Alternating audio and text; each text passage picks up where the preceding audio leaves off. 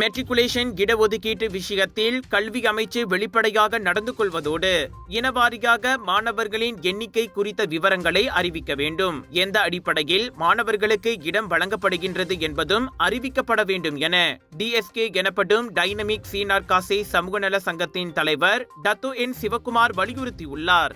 விண்ணப்பங்கள் நிராகரிக்கப்பட்டதால் மேல்முறையீடு செய்து ஏராளமான இந்திய மாணவர்கள் முடிவுக்காக காத்திருக்கின்றனர். ஆனால் இதுவரை ஒரு அறிவிப்பும் இல்லை.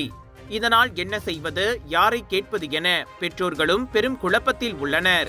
இது தொடர்பு முறையில் அமைச்சின் பலவீனத்தை காட்டுவதாக குறிப்பிட்ட சிவகுமார் உடனடியாக இது சரி செய்யப்பட வேண்டும் என்றார்.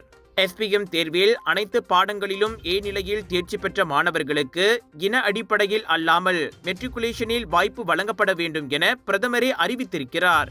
ஆனால் நடப்பது வேறு மாதிரியாக உள்ளது என ஏமாற்றம் தெரிவித்த டத்தோ சிவகுமார் மக்கள் பிரதிநிதிகள் இவ்விஷயத்தில் தொடர்ந்து மௌனம் காத்து வருவதை சாடினார்.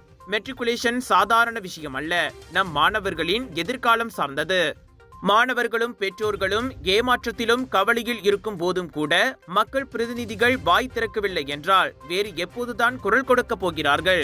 அதிகாரம் கையில் இருக்கும் போதே அதை தங்களை தேர்ந்தெடுத்த மக்களுக்கு பயன்படுத்துவது பற்றி அவர்கள் சிந்திப்பது நல்லது என சிவகுமார் அறிக்கையொன்றில் வலியுறுத்தினார்.